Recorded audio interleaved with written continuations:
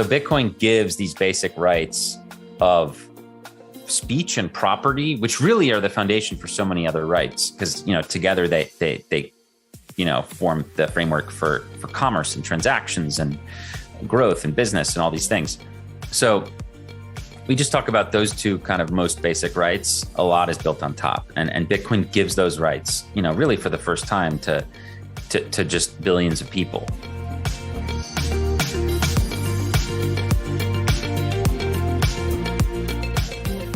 Welcome to the Acton Line podcast, a product of the Acton Institute for the Study of Religion and Liberty.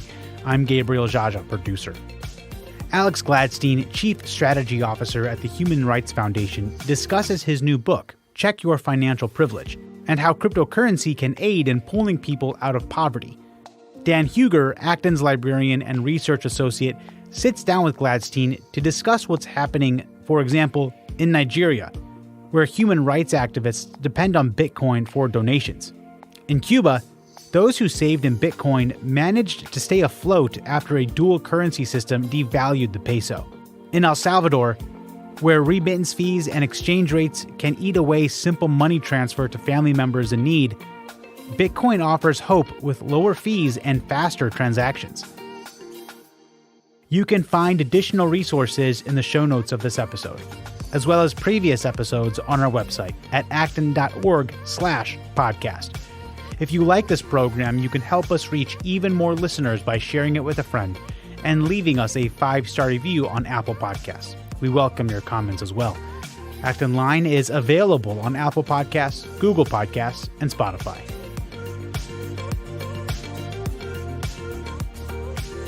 Welcome. My name is Dan Huger, librarian and research associate at the Acton Institute. Today I am joined by Alex Gladstein, Chief Strategy Officer at the Human Rights Foundation.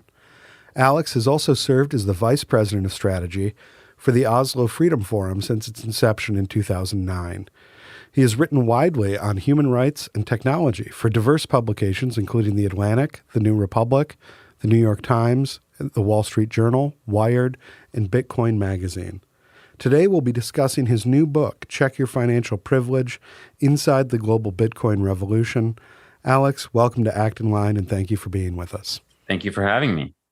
So when we talk about human rights, a lot of the categories we use to talk about that, we'll talk about liberal democracy, rule of law, access to courts, free speech, freedom of religion, freedom of the press. These are the lenses we typically use to look at questions about human rights. This book frames financial systems and access to financial systems as human rights issues. How are these human rights issues, and how does this lens help us see the state of global human rights in a new way? Sure. Well, I'm looking at human rights from a civil liberties perspective. So let's think about negative rights, liberties in the true sense. Some of those liberties include free speech and property rights, and the ability to transact and do commerce between different parties. Bitcoin gives human rights because it actually kind of encodes these things and allows any individual in the world to actually achieve these things in a way that was never before possible. The most obvious one is property rights, obviously a sacred foundation for many other human rights. Property rights have always been something that have existed at the pleasure of the state, meaning the state can come and just take your property rights away. We've tried to create societies like in the United States and other places that protect property rights as much as possible with the court of law, due process, free speech, independent media, giving citizens different ways to both secure their property and then push back against any arbitrary seizure. But at the end of the day, you're always like relying on a counterparty to help you enforce your property rights. With Bitcoin, you don't need that counterparty anymore. With Bitcoin, you can take the fruit of your labor, the time and energy that you spend working in exchange for goods and services, and you can take an asset that you receive in exchange, a money, and you can secure that with mathematics in a way that no one can confiscate from you. That is incredibly powerful and has never been possible before. So that's number one. Mm-hmm. Yeah, so this is not dependent on the sort of institutional context that a lot of other rights We've crafted institutions to help secure. This is something that intrinsic in itself, in the way it operates, it secures those rights regardless of institutional context. Yeah, and most importantly, this is true for somebody in Alabama as it's true for somebody in Tibet or Palestine or Lugansk. Bitcoin is completely open and permissionless and cannot discriminate against its users. It doesn't care what kind of nationality you have, what belief set you carry, what gender you are, what wealth level you have. A billionaire and a refugee are the same in the eyes of the protocol. So it gives property rights to everybody in the world who has at least some sort of internet access. It's very important to understand that you don't need constant internet access to use Bitcoin. You can own an address. You can own the key to that address, which can be, when I say key, I mean really password. That password can be 12 words, 12 English words that you've memorized or written down on a piece of paper. That's your key to move the funds, to spend them, right? Yeah. So the address, which is kind of like your mailbox that you provide to people, can be disseminated around the world. It can be put on the internet as a static thing. And you can have the key, meaning the key to your mailbox. You can keep it offline. You can keep it on your body. You can break it up and give different parts of it to different family members. You can scatter it. You can make it very secure. But the point is that like people can be sending you value and you don't need to be on the internet. You can be in the middle of the desert somewhere with no internet at all, and people can be sending you money. Like this is very important to grasp because it shows kind of just one of the features why it's such a good wartime currency and a conflict zone currency, as well as for everybody. But it especially works well when there's like a breakdown in infrastructure. The address, it's a push system, so that the address can continue receiving funds even if you're not online, which is really, really important and interesting, obviously, for the, let's say, bottom 50% of the world in terms of their access to infrastructure, electricity, internet, et cetera. Now, beyond property rights, you also have this idea of free speech. You can build social media applications kind of quote unquote on top of Bitcoin, which are uncensorable, which is obviously super interesting in today's world of deplatforming and canceling, et cetera.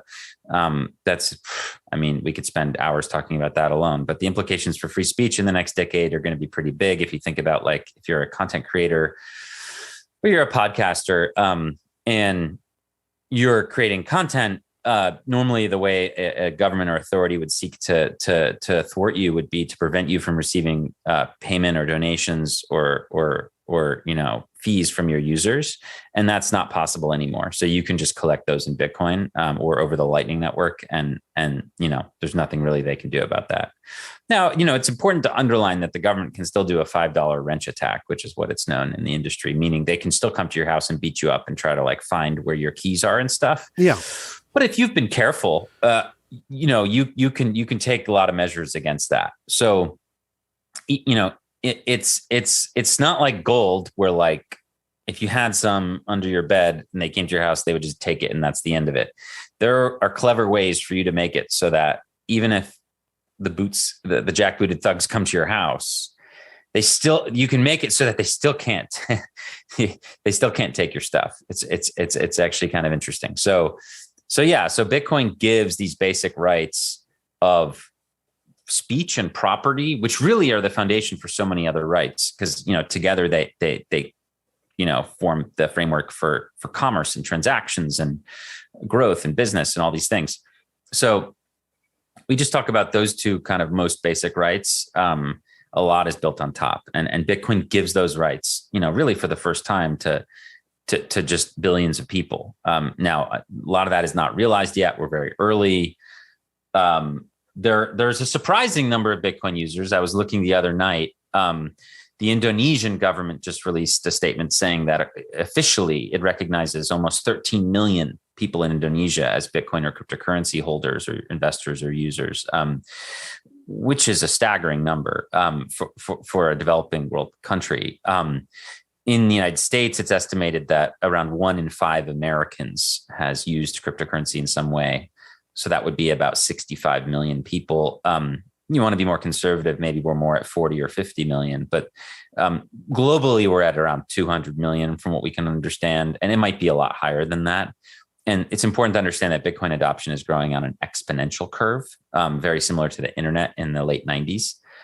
So that by 2025 or six, we very likely will be over 500 million, if not 1 billion users. So we're moving very quickly into the future here. So what we're looking at here is how people are using this is essentially the way that they've used, what people will call bearer assets for a long time in terms of, final settlements for payments. Now, because of the way the protocol operates and because it's this layer of abstraction, it doesn't have a lot of those downsides in the way that it's very easy to seize, as you pointed out, gold, physical cash, that sort of thing. In fact, Satoshi Nakamoto, the pseudonymous creator of Bitcoin, sought specifically to create a sort of form of digital cash when designing Bitcoin. In what sense is that helpful in securing human rights in sort of like concrete ways? And in what way has Bitcoin been successful in this? And in what are some sort of obstacles either to that adoption or to present sort of modes of implementation of the protocol? Well, I mean, I think it's important just to reflect on the reasoning for the creation. These civil liberties activists in the 70s and 80s and 90s realized that the digitization of society was going to lead to some alarming trends with regard to consolidation and control of information and our abilities to collaborate and interact as citizens. They were afraid of the rise of the computer state. And it came, and it's here. I mean, we've all seen this as Americans, like the Snowden revelations. We've seen just how little the government really cares about our basic fundamental rights. So they decided to build software, open source software that anybody could use that would seize these rights, where we would be seizing them first, then asking for forgiveness later. These rights can't be taken. They're part of they're part of us, that they're something that really can be, achieved in a way that really hasn't been achieved before. And it started with communications with PGP in the early 90s, which is now later a technology family that powers apps like Signal that allow two mobile phone users anywhere in the world to exchange a message with a very high degree of privacy. It's pretty amazing. That's all open source code. It's not underrun by a company, so to speak, the code itself, at least. It can be forked, it can be copied. And the holy grail there was eCash, was to be able to have also a money system for the internet that couldn't be stopped or controlled. And there were many trials and tribulations and experimentations. And ultimately, a lot of the cypherpunks realized that there couldn't be a central issuer of the money. There was an early experiment called DigiCash in the mid-90s that created pretty much anonymous money. So like the privacy side was sort of fixed, but because it was still centralized, there was a company issuing it. This was a huge vulnerability. The company ended up, going bankrupt, going under, and the project collapsed. But people also realized it was an attack vector for governments. So these cypherpunks realized, okay, well, we can't have a centralized issuer. So then there was a decade of thinking and experimentation about, well, how do we make a decentralized monetary issuance happen? How do we have a central bank without a central bank? And that's where proof of work comes in, kind of iterated and innovated by Adam Back. I wrote a long essay for this that the listeners might like to read, called "The Quest for Digital Cash." It's a profile of Adam Back and his contributions to the space. But essentially, he figured out that he was doing some work on like email and how to reduce spam email, and like maybe you could pay a little bit of money to reach somebody, in a sense. So he thought that, okay, well, maybe to generate coins in this new system, you could pay a little bit of energy, or electricity rather. And that's the foundation that Satoshi later took and then iterated on to create Bitcoin mining. So today in Bitcoin, the new coins are issued not by a central bank or by a company or by a small group of people that can debate and discuss how that should change moving forward. Should there be more inflation, less inflation? That's not relevant. The issuance is done by a global competition whereby the new coins are allocated at a predetermined schedule that is known to the world, completely public and open and transparent. And we all know what the issuance is going to be forever, like for the next 10, 20, 30, 100, 200 years. Like we know exactly how it's going to go. And then people are simply competing by spending electricity to receive basically these new coins. Like that's really what the miners are doing. Like currently today, more than 95% of the electricity expended to mine Bitcoin is not to process transactions. This is a huge myth. It's to actually create new Bitcoin. That's what the electricity is being spent on. Only a very small percentage of the electricity is being spent to process transactions, tiny percentage. Almost all of it today is being used to issue new Bitcoin. Now, over the next 100 years, that will change and shift. And 100 years from now, all of the electricity being spent on Bitcoin mining will be used to process transactions. But for now, it's to issue new Bitcoins. So every 10 minutes, a new chunk of Bitcoins come into existence. They're delivered to the miners. The miners can either hold them or sell them out into the open market. And this is how we went from having 0 Bitcoin in January of 2009 to having close to 19 million today. And the remaining 2 million or so Bitcoin will be brought into existence by miners over the coming 120 years. Sometime around the year 2140, the issuance will cease and there'll be no new Bitcoin. So I think it's important to understand that it was a long, few decades of experimentation around thinking of how could we kind of protect our rights from the state.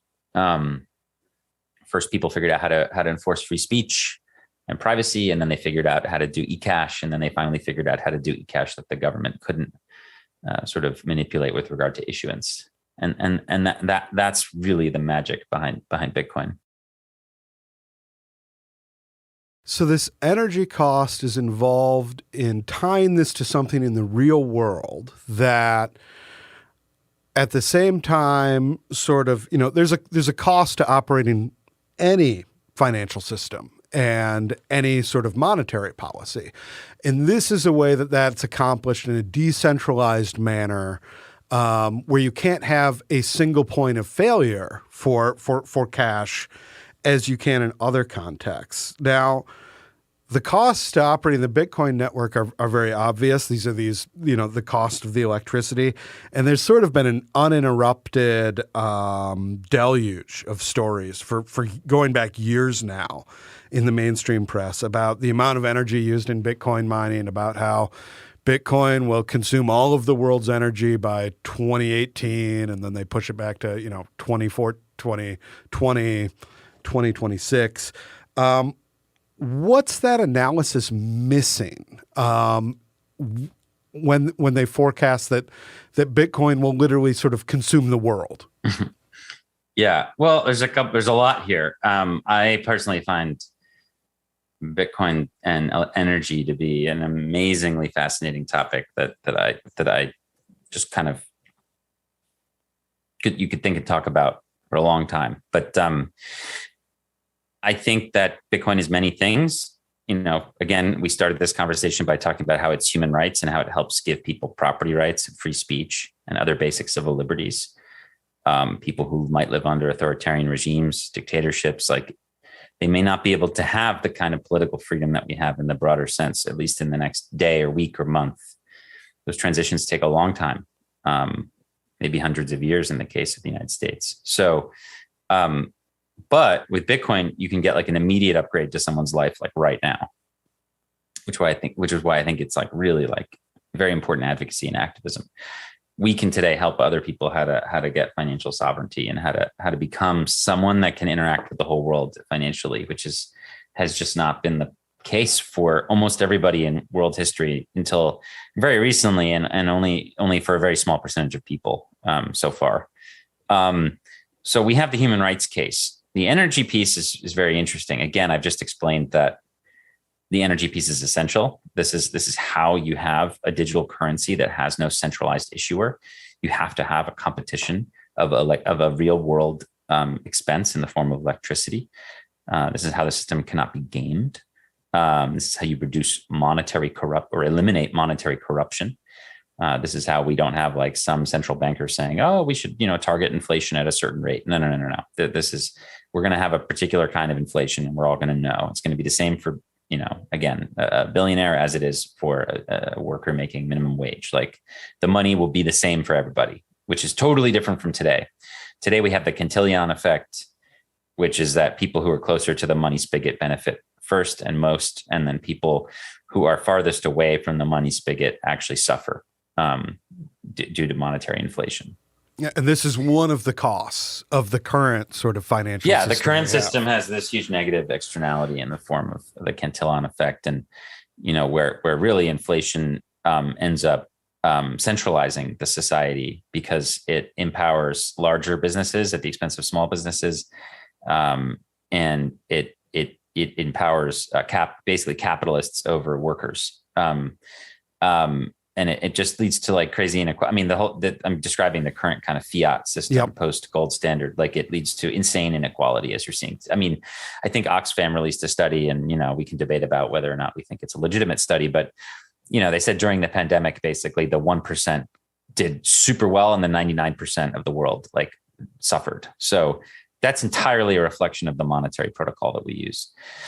So, if we think about Bitcoin and energy, we've got this new system. It requires energy to mint coins, but it's a lot more than that. I mean, look, what's interesting is that the early Bitcoin people were thinking about this, but we've gone so far beyond. So like the second tweet, I think Hal Finney ever tweeted, and Hal Finney was the first basically collaborator with Satoshi Nakamoto. They received the first Bitcoin transaction. They were the first person to tweet about Bitcoin. They tragically died, I believe, of I think it's sort of ALS type disease, maybe 7 years ago. They are cryofrozen, so who knows? Maybe we'll get Hal back in the future. That would be cool. But basically, like, I think the second thing Hal ever tweeted was something about thinking about how to reduce carbon emissions through Bitcoin, right? And I think where we're currently at in the world is interesting. Like Bitcoin mining is of a much lower carbon intensity than the American electric grid. So I believe the American electric grid as a whole is somewhere in the high 30s in terms of its renewable energy percentage. And Bitcoin mining is close to 60%. Now we're having a whole debate now about what does this really mean and how important is this stuff in the light of Putin's invasion of Ukraine and energy shortages worldwide. And I think you have more of a mainstream agreement that natural gas, especially and fossils, will be playing a much bigger role than people had expected or hoped, at least for a while. But it remains that Bitcoin miners don't care about that. They just care about the cheapest possible energy. So their margin for profit is very small. It's kind of like gold mining. So they're going to be hunting around for the cheapest energy in the world. And that's going to bring them to some very interesting places. It's going to bring them to the Arctic. It's going to bring them to jungles. It's going to bring them to oceans. It's going to bring them to places where nobody else is, where there's plentiful, in many cases, renewable energy. So you might on the one hand, you might have entrepreneurial Bitcoin miners realizing that at current natural gas sites, you can take advantage of flared or unused natural gas, and you can mine Bitcoin with that. And, gas that would otherwise be released into the atmosphere, burned up, like causing massive harm. You're seeing that now. I mean, Exxon is literally doing this. They're partnering with Crusoe Energy to do this. So 13 years after Hal Finney tweeted about this, you now have one of the world's largest oil companies, largest energy companies in the world, Bitcoin mining to just, not only reduce carbon emissions, but also make its operations more efficient. This is completely remarkable. So you're going to see a lot more in this area. I mean, if you think about the waste of energy, the wasted energy in America alone is like many, many orders of magnitude larger than the energy expended into the Bitcoin network each year. You could run the Bitcoin network entirely off of landfill methane emissions just in the United States, for example. The US decommissioned more nuclear power last year than is required to run the entire Bitcoin network. So all of this like hand wringing about Bitcoin's energy usage is all nonsense, in my opinion. It's all just disguised contempt for what Bitcoin is, which is taking power away from the establishment. It's not actually out of concern for the environment. Like the number of times I've seen people who fly private jets to Davos complaining about Bitcoin's energy usage is astronomical. These people don't actually care about the environment. They're just virtue signaling. Now, the cool part about Bitcoin, though, is that it's not virtue signaling. Like it will economize stranded renewable energy that otherwise can't be harnessed. And you are seeing this: geothermal, hydro, wind, solar, all over the world. Like you're going to just see places that have plentiful resources finally be able to harvest them. Because, and this is the most important point, you don't need to be near a population center to harvest energy for Bitcoin. You just need a Starlink. You could be in the middle of nowhere. As long as you have an internet connection for mining, you can convert that energy into hard money, and that's incredibly interesting. So there's been some theories about how humans have always settled historically along rivers and water. Well, I mean, you could start seeing population centers and economies build up around cheap renewable energy, where it previously might have been made no sense. Like you might have a volcano in the middle of nowhere where it made no sense to have any sort of economic activity. Well, all of a sudden, if you can mine Bitcoin efficiently there, ditto a dam, ditto, an area of the country that's particularly windy, whatever, all of a sudden it makes sense to invest, build out energy harvesting or farms there, and then mine Bitcoin. You're also going to see a lot of like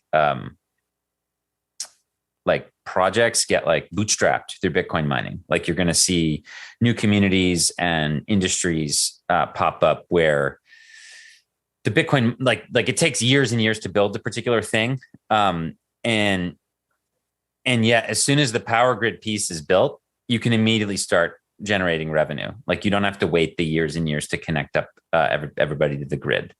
And the other final important piece to note here is that Bitcoin is going to be kind of like the buyer of kind of first resort, last resort type thing. Like it again, marginal profit, just sort of very low. So other energy consumers are gonna outbid Bitcoin, right? It's Bitcoin miners. So Bitcoin miners might be the first to pop up in a remote place, but as soon as like the community comes on, the grid comes on, companies are coming on, residences are coming on, they're going to be paying a lot more per kilowatt hour than Bitcoin miners are. So the Bitcoin miners will go elsewhere.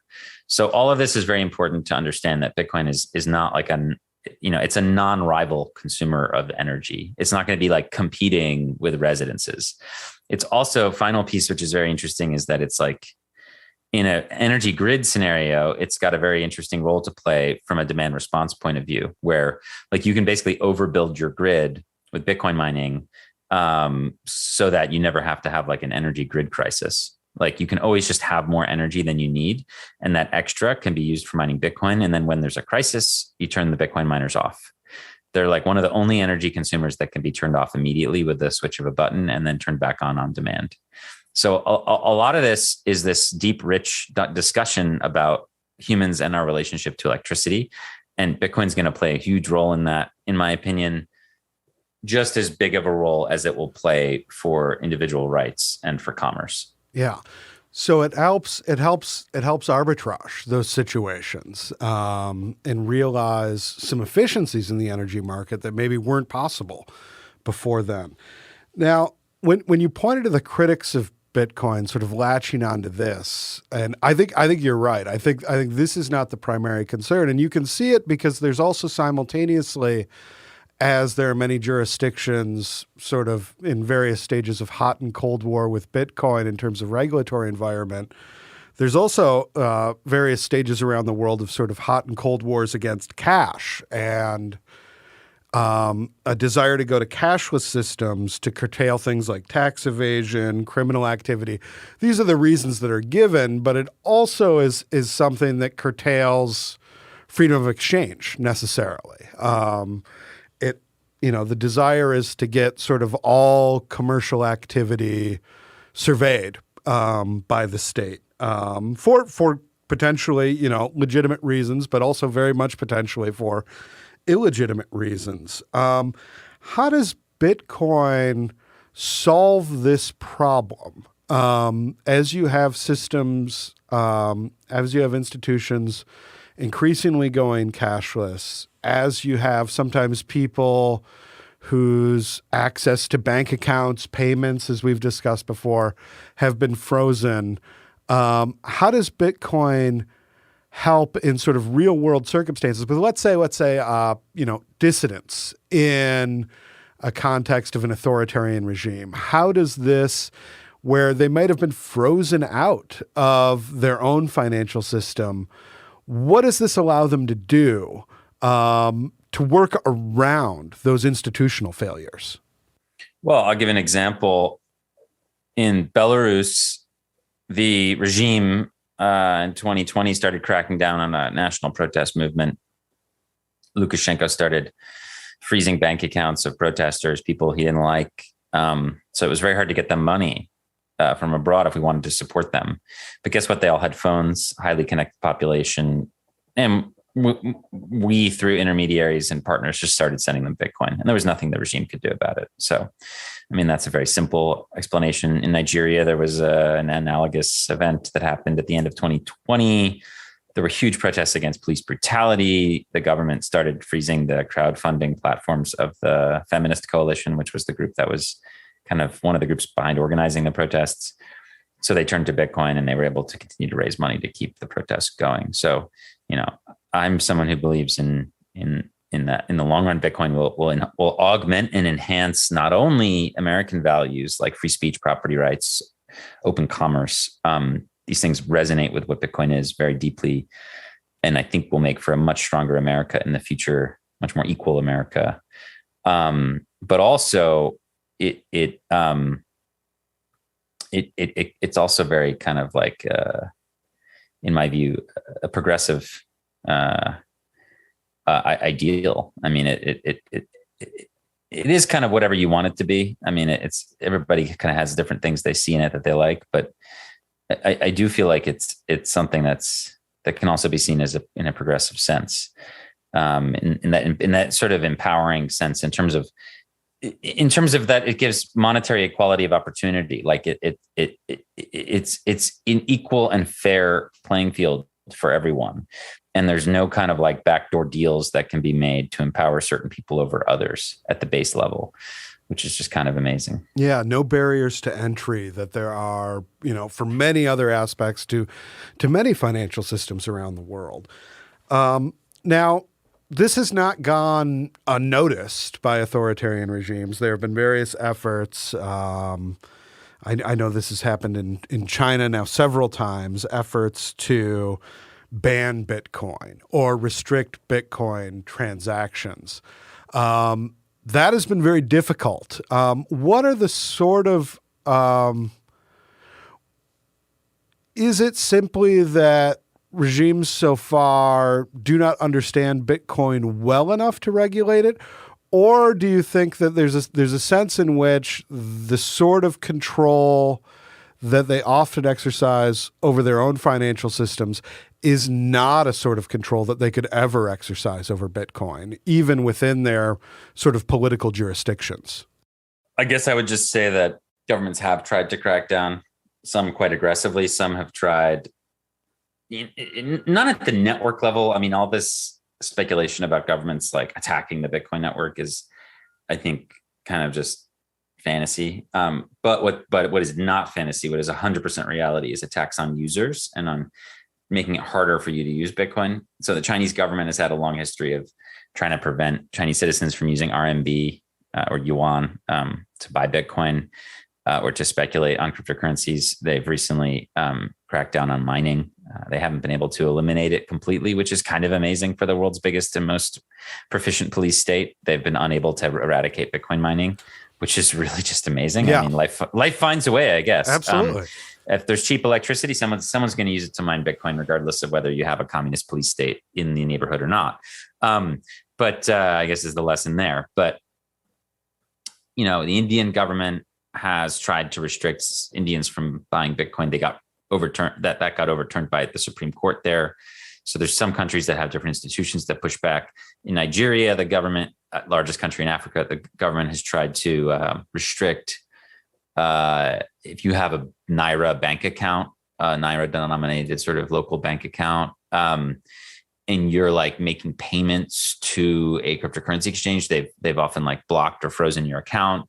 So there's all kinds of like attempts governments have made to stop citizens from using it, but it hasn't worked. We continue to grow exponentially. The good news is in the United States, there's actually a lot of positive movement. I mean, there are governors, senators. Just yesterday, we had two bipartisan group of senators release, a bill that's not going to pass, but it's a bill that provides a framework for like Americans' rights to access, use, and hold Bitcoin. I think that's really positive. Again, you have governors who want to make their state the mecca for Bitcoin mining, a bunch of them, whether it be, Kentucky, Texas, Wyoming, even, and it's bipartisan. Like California is making a lot of noise about wanting to be very pro Bitcoin or cryptocurrency. You've got, again, everybody from Ro Khanna all the way over to Ted Cruz being open and interested in this. I think that you're going to see this become a political thing in the United States, where by 3, 4, 5 years from now, like being anti-Bitcoin will be like basically political suicide. It'll be crazy. There's too many Americans who use it and benefit from it. You'll need to have a position that helps those people as opposed to tries to fight them. So our political system is changing in the right direction now. I mean, of course, like we need to be vigilant and know that elements of our government are going to want to like prevent this from happening. Treasury, in particular, is going to be eventually. I don't think they're that concerned right now. I mean, Janet Yellen just gave a speech like a month ago talking about Satoshi Nakamoto and the innovation of the white paper. It was pretty amazing. But eventually they're going to start being worried about Bitcoin, and it's kind of how it's going to disrupt the dollar system. So that's when things are going to get really serious. But we're not there yet. So for now, I mean, we have an SEC commissioner, Hester Peirce, who's been very pro Bitcoin. We have kind of a growing political agreement that Bitcoin is a commodity and should be treated as such. It's not a security. That there's, very favorable tax law for donations and for 501c3s. There's a lot happening that's interesting in Bitcoin that I would have never predicted, 3 years ago. So I think we're heading in a good direction. Absolutely. And a lot of the negative attention. I mean, this is part of the blessing and curse of the volatility of Bitcoin's price is when the price is down from recent highs, as it is now, popular interest sort of wanes in the developed world, and it'll ebb and flow back as that changes. But what have you seen in the developing world in terms of enthusiasm for Bitcoin, even though there has been a recent sort of price drawdown?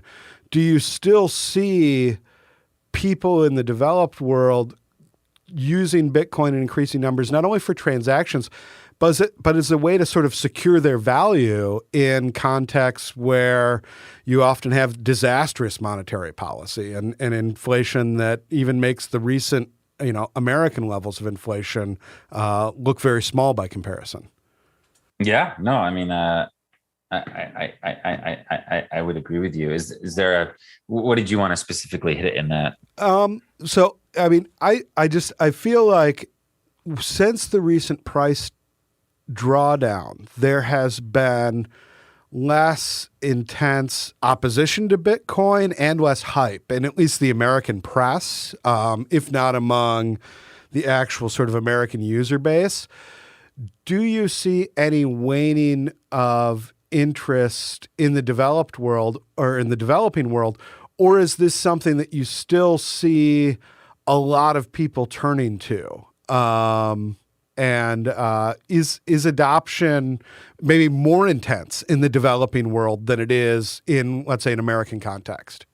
I'm not sure. I mean, I still think there's a higher percentage of Americans that are using this thing than in a lot of developing world countries. But look, I mean, these bear markets where Bitcoin is like way down from its previous dollar all-time high is really when adoption happens in many ways. And then when there's a bull market, it like just sort of explodes. But like, if you looked at 2018 and 19, such a huge amount of like kind of foundational growth was laid there. I think you're going to see the same thing now. Like, basically, for the last, let's say 8 months, we've been on a downward trend versus Bitcoin's kind of all-time high in dollar terms. And yet there just continues to be growth and usage. I mean, all of the events that happened in Canada with the truckers and all of the events that happened in Ukraine, all of this happened, as Bitcoin was, essentially ranging in the 30K range, as opposed to in the 60s. Right. And that shows you like that it's, at the end of the day, its use case, it doesn't necessarily, I mean, yes, of course it matters how valuable it is. And just because of its monetary policy and the reckless monetary policy of sovereigns, I think that it will continue to get much more valuable. I think it'll be extremely valuable in 10 years, and even in 5 years. But I do think that it works just as well at $100 or at $1 million for a lot of things. As a network to move value from one place to another, to allow people to be their own bank. Like, these are things that have been just as true at any price. So there's obvious network effects, and the network's stronger when it's more valuable, but like, it works. I mean, it works whether it's $20,000 or $50,000 or $10,000, like the Bitcoin network functions just fine. It like kind of like endogenously it works. Yeah. And especially those use cases that involve securing property rights and securing human rights. That's something that's sort of value agnostic.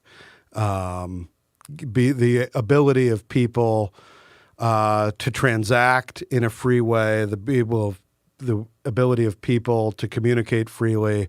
These are things that are unaffected by that volatility. Yeah, and you see people use Bitcoin as a network or bridge between monies, and then they just cash out on the other side. You also have seen over the last 3 years the global rise of stable coins, which are kind of complementary to Bitcoin in many ways. Like, they're used alongside Bitcoin, and in many countries, the volume of stable coins outpaces Bitcoin. I mean, you're talking about dollar assets, dollar denominated contracts, essentially, that are permissionless, that don't require ID, that can be held in Nigeria or Lebanon or Turkey or Argentina, where citizens can't get dollar denominated contracts at their bank because of different laws and restrictions. So stablecoins are very important technology in these emerging markets, in dictatorial regimes, very important. I don't think technologically they're where they are, where they will be in 5 to 10 years. I think people will be able to figure out ways to actually bring them into Bitcoin. For now, they're on these like parallel chains, which have a lot of risk, and they're essentially totally centralized and issued by a particular company or corporation. So there tends to be risk there. But ironically, those corporations are kind of, compliant to the US dollar regime. So if you're in Nigeria, your local government can't really do much about Tether. Like, it can't, control that. So that's why it's been so helpful. So the rise of stablecoins is very illuminating, because it shows you that really at the end of the day, like, to be fair, in a fair world, every citizen on the planet would have access to dollars and to Bitcoin. I mean, that would be like the idea for me, at least. And I think we're going to get there.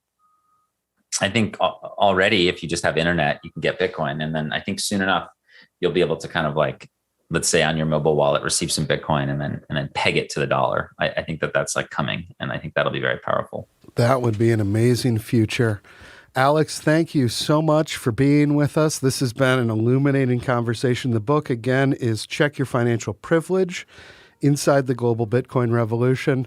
It's a fascinating read, and the use cases are we've just skimmed the surface today in this interview.